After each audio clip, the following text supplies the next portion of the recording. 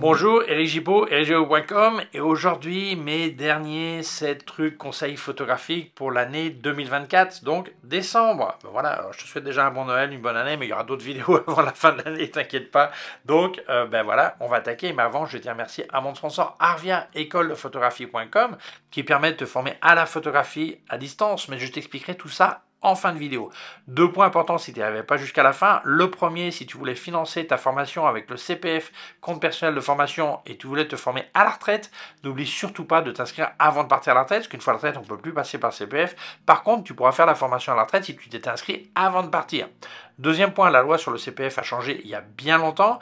Elle a été enfin appliquée cette année, le 1er mai 2024. Je le dis encore parce que c'est une bonne nouvelle, puisque les gens continuent à croire que la rumeur qui racontait que les élèves devraient payer, que ce soit photo ou autre, devraient payer 30% de leur poche, et bien en fait c'est faux. Ce ne sont que 100 € à rajouter à ton CPF. D'ailleurs, les demandeurs d'emploi n'ont pas à payer cette somme. Mais je te raconte tout ça en fin de vidéo. Alors, je te laisse le téléphone qui est gratuit. Si tu les appelles, c'est sympa de dire que c'est de ma part. Deuxième point, leur email, leur site web, et aussi un lien vers leur forum photo qui est en français, qui est gratuit. Je t'invite à t'y inscrire et participer. Allez, c'est parti. Alors, les conseils de ce mois-ci, comme le mois dernier, ça va être en référence aux fêtes de fin d'année, Noël, tout ça, les gens dans la rue, tout ça. Donc, on attaque. Le premier, je vois énormément de gens qui vont sortir, faire un tour, faire des photos, ou dans la maison et tout ça, et ils vont croire que les ISO vont être suffisants. Il faut absolument utiliser le flash. C'est la meilleure garantie d'avoir des photos contrastées, d'avoir des lumières qui pètent, d'avoir des couleurs, pardon, des lumières, non, des couleurs qui pètent, d'avoir plus de netteté, tout ça. Ne compte pas sur les ISO pour avoir ces si beaux résultats. Si tu veux des photos de Noël qui soient vraiment vives, tout ça, il faut absolument mettre le flash. Mais les trucs suivants, je vais t'expliquer comment le faire. Donc, on passe au truc numéro 2. Alors, beaucoup de gens disent, ben ouais, je mets le flash, j'ai fait une photo d'un pote devant un sapin de Noël dans la rue, ou des lumières.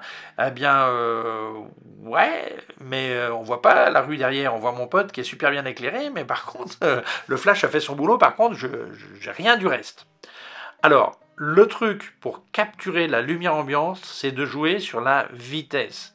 N'hésite surtout pas à descendre la vitesse.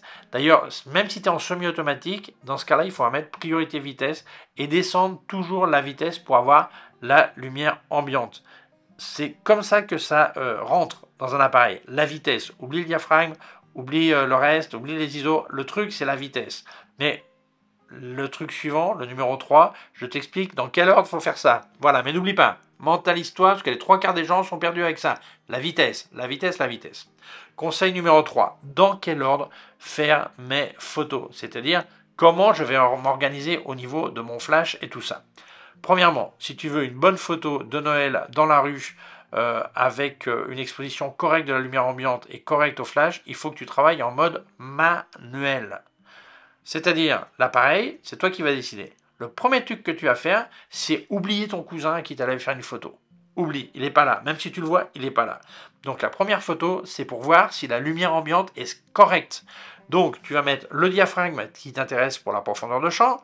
Les ISO, ben, là on va voir juste après, c'est le joker. Et tu vas descendre la vitesse jusqu'à ce que tu captures suffisamment de lumière ambiante que la photo te plaise. En oubliant le cousin pour l'instant, ok? Donc, là, tu vois, c'est bien. Faut pas descendre trop bas, parce que sinon, s'il y a des gens qui bougent, ça risque d'être bougé. Voilà.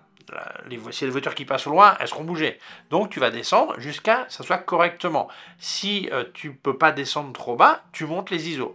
Ne mets pas les ISO à 12 000, parce que dans ce cas-là, ta vitesse, ça va être supérieure à la synchronisation de flash. Donc, regarde le mode d'emploi de ton appareil photo, qui dit jusqu'à quelle vitesse ça synchronise. Mais l'habituel dans ce genre de photo, c'est être 1/30, 1/60 de seconde. Okay, s'il y a des gens qui courent, évidemment, ils seront bougés. Voilà, ça c'est évident. Donc, une fois que tu as cette photo, en ayant éteint le flash, qui est correcte, là, tu allumes le flash. Tu peux le mettre en mode manuel, donc il faudra que tu gères la puissance, ou tu peux le mettre en TTL aussi. Moi, perso, je le fais en mode manuel, mais si tu sais pas et tu veux le faire en TTL, t'inquiète pas, tu le mets en TTL. Mais donc, les étapes, c'est bien les suivantes. D'abord, regarder que la lumière ambiante soit correcte, et une fois que tu as ce que tu veux, là, tu mettras le flash pour la personne. Résultat, tu auras l'ambiance qui est bien exposée, et la personne qui est, ben voilà, qui est correctement exposée aussi. Attention, il peut y avoir des différences de température de couleur entre la lumière ambiante et le flash. Donc on va pas rentrer dans tous les détails, il faudra mettre une gélatine de couleur orange peut-être ou ça. Donc bon, on va commencer par ça. Déjà, tu auras tout qui sera bien exposé. C'est déjà ça. Alors, si jamais tu voulais me filer un coup de main, n'oublie pas que moi aussi je peux t'aider. J'ai activé la zone membre de ma chaîne. Là, je parle pas matos, je parle conseils, trucs, making of, tout ça pour améliorer tes connaissances photo. Il y a un petit bouton rejoindre dessous. Eh bien, je t'attends pour que tu deviennes membre de ma chaîne, de la partie exclusive, disons.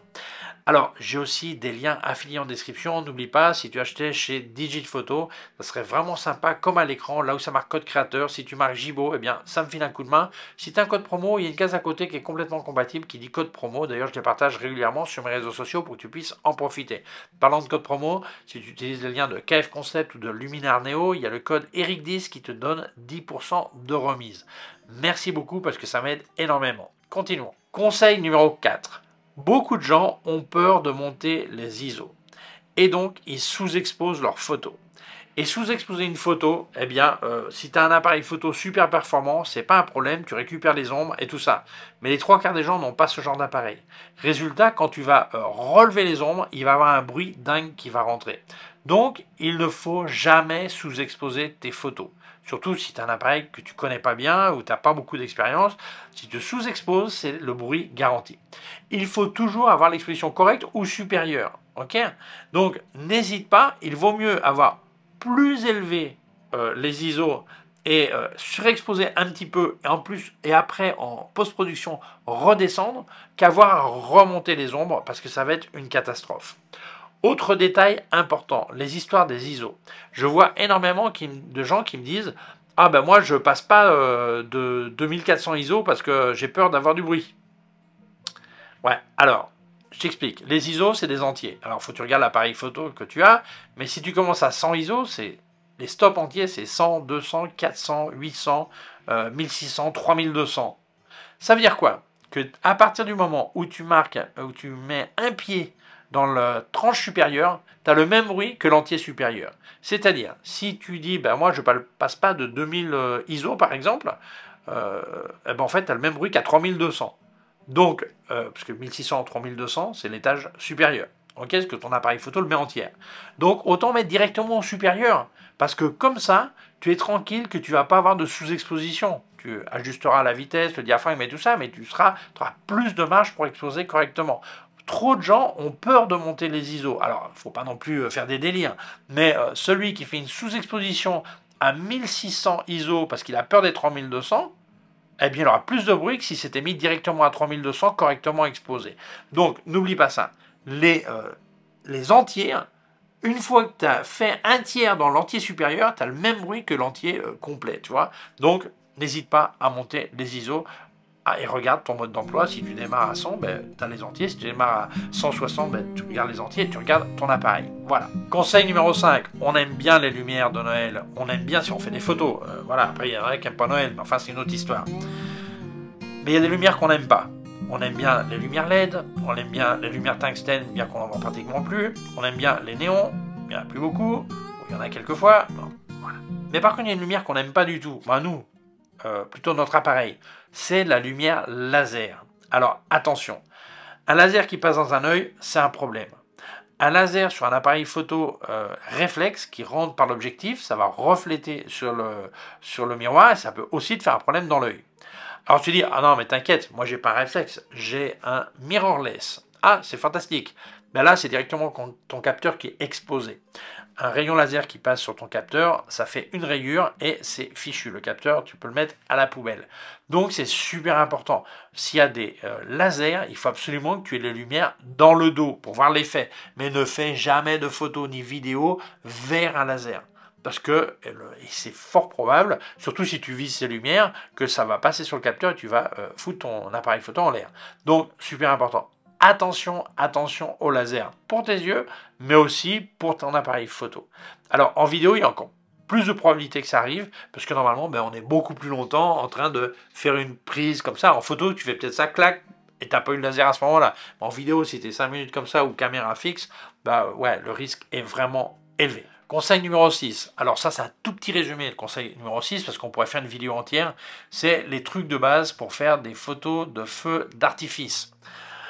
Alors, il y a deux genres de photos de feux d'artifice. Celles que tu vas faire genre souvenir, comme beaucoup font au smartphone, clac, et ce qui sort, ce qui sort pas, c'est pas grave, on se souvient qu'on était content, c'est bon. Et peut-être que tu veux faire de bonnes photos de feux d'artifice. Donc là, il faut être prêt pour ça. Avoir l'endroit où tu vas te placer, être tranquille, que évidemment il n'y ait pas de risque que les gens te bousculent et tout ça, parce que d'abord il te faut absolument un trépied. Premier truc. Deuxième point, il te faudrait un déclencheur manuel. Parce que non seulement tu vas déclencher le début de la photo, mais aussi la fin de la photo. Alors, certains smartphones, avec l'application, te permettent de le faire. Mais c'est souvent plus pratique de le faire au déclencheur. Et toi, en train de regarder le feu d'artifice, au lieu d'être en train de regarder un écran. Donc, le trépied, le déclencheur. Deuxièmement, la configuration. ISO, base, 100, 200 ISO suivant ton appareil photo pour démarrer. Autre truc, le diaphragme, en général F11. Ensuite, la mise au point, ben normalement en manuel, parce que ça va être un bazar de faire un coup d'autofocus. Donc la première fusée qui décolle, tu vas la sacrifier pour essayer de faire la mise au point pendant qu'elle est en train d'exploser. Et là, comme tu es en mode manuel, si tu ne retouches pas la bague de mise au point, eh bien il n'y a pas de problème. Comme toute la série, ils vont la tirer du même endroit normalement, eh bien tout sera mis au point sur toutes tes photos. Vérifie de temps en temps si accidentellement tu n'as pas touché la bague, voilà, mais en principe ça sera bon. La vitesse, ben la vitesse c'est le mode bulbe. Donc en fait, quand la fusée décolle, tu vas appuyer quand tu vois que ça explose, clac, même un petit peu avant qu'elle explose si tu veux, et quand tu vois que c'est suffisamment développé, tu recliques pour finir la photo. Ça, c'est la base. Je te conseille de désactiver le nettoyage du bruit, parce que sinon, peut-être que si tu as été pendant 15 secondes en train de faire la photo, il va faire 15 secondes une photo dans le vide juste après. Résultat, tu vas perdre la fusée suivante. Okay, donc, désactive le nettoyage automatique du bruit. Et deuxièmement, la plupart des gens font des photos en horizontale, mais certains t'expliquent que normalement, les fusées de la fin de feu d'artifice montent beaucoup plus haut et souvent ça tombe hors du cadrage. Donc il y a pas mal de gens qui disent non, moi je préfère les photos en verticale en laissant un peu d'espace. Comme ça, s'il y a une fusée qui va plus haute que les autres, eh bien je l'aurai aussi dans mon cadrage. Mais ça, c'est à toi de voir. Moi, je sais pas dans quelle ville tu es, je sais pas comment ils font les feux d'artifice. Et voilà, donc je te souhaite bonne chance avec ça. Mais enfin, ça, c'est les configurations de base. Conseil numéro 7 et dernier conseil, la sécurité. Qui dit Noël, fête de fin d'année, quand tu sors dans la rue, il y a énormément de gens. Et il y a des gens qui sont là pour voir la fête et d'autres qui sont là pour te piquer ton appareil photo et ton matos. Donc fais attention, les pickpockets, les vols à l'arrache ou discrètement parce que tu n'as pas fait gaffe. Donc s'il y a beaucoup de gens, ton sac à dos, tu ne le portes pas dans le dos mais devant toi. Si tu as l'appareil photo, non seulement tu l'as autour du cou mais tu le tiens à la main parce qu'il y a des gens qui peuvent te couper la sangle sans t'en rendre compte et si ça pendait, tout d'un coup tu ne te rends pas compte que tu n'as plus le poids. Donc tu le tiens même si tu as une sangle. Voilà, c'est très important, la sécurité. Ou le cas typique, tu es en train de te promener avec ta famille, tu dis tiens, bon, on va aller dîner, on rentre là, ou on prend un verre, n'importe quoi, il y a souvent des terrasses, même s'il fait froid, qui sont ouvertes, et tu mets le sac entre tes jambes, ou l'appareil sur la table et tout ça, et paf, ben voilà, au revoir l'appareil. Donc, fais très attention. Qui dit full, dit risque pour ton matos.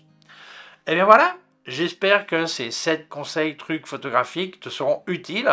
Donc je te souhaite des bonnes fêtes de Noël. Mais on se reverra avant parce que j'ai pas mal de vidéos prévues pour décembre. Donc t'inquiète pas, on n'est pas encore parti. Voilà.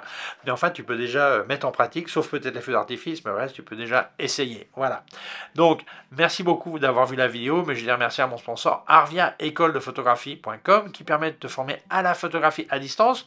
Donc par internet, mais ce n'est pas que de la théorie, il y a aussi des exercices pratiques à faire que tu devras monter sur leur plateforme et ce sont des professeurs diplômés en photographie qui te corrigent, qui disent ce qui va, ce qui ne va pas. Et d'ailleurs, tu as une réunion virtuelle de temps en temps avec ton prof qui t'explique, qui t'encourage, qui te motive, qui fait que tu t'améliores en fait. Voilà.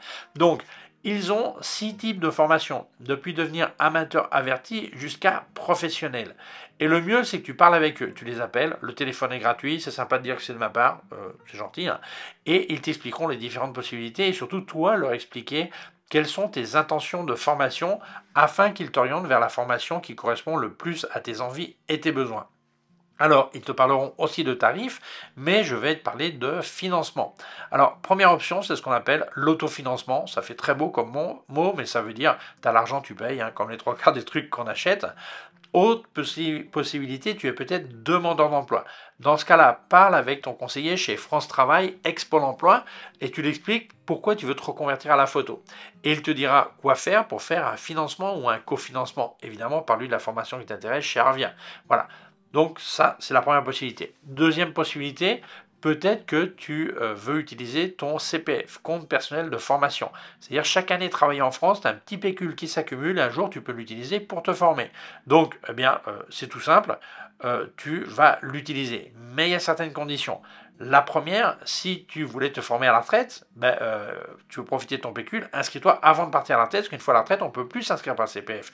Évidemment, tu peux faire l'autofinancement ou un cadeau de Noël, mais le CPF, ben, il sera perdu. Donc inscris-toi avant de partir à la retraite, même si tu fais la formation une fois à la retraite, mais inscris-toi avant. Deuxième point, la loi sur le CPF a changé il y a bien longtemps.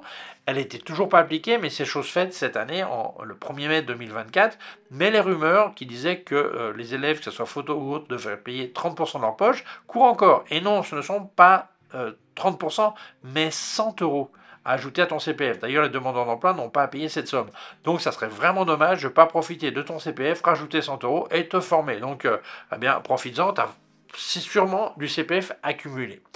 Eh bien voilà, comme je disais, le mieux c'est que tu appelles Arvia, donc je te laisse leur téléphone qui est gratuit, leur site web, leur email et aussi un lien vers leur forum photo qui est gratuit, qui est en français. Je t'invite à t'y inscrire et participer. Eh bien voilà, merci Arvia d'avoir sponsorisé cette vidéo, merci à toi de l'avoir vue. Si tu penses qu'elle peut intéresser d'autres personnes, je t'invite à la partager sur les réseaux sociaux. Si tu ne l'as pas encore fait, je t'invite à t'abonner à ma chaîne YouTube. Il y a un petit bouton par là, une clochette. Si tu appuies sur la clochette, tu recevras un avis quand je monte une nouvelle vidéo. Mon site web est... Ah non, avant, j'ai activé la zone membre de ma chaîne. Alors, je parle pas matos, hein, seulement conseils, photos, techniques, tout ça. Voilà, donc on parle pas de matos. Donc voilà, il y a un petit bouton rejoindre. Eh bien, je t'attends. Je te laisse aussi mon site web erijo.com, mes cours de /fr pour la version française, mes cours de photographie en vidéo erijo.com/fr/cours en ligne. Si tu as une quelconque question, tu peux laisser un commentaire dessous. Je te laisse aussi en description des liens affiliés. Alors n'oublie pas, si tu as acheté chez Digit Photo, ça serait vraiment sympa comme à l'écran. Là où ça marque code créateur, si tu marques Jibo, ça me file un coup de main.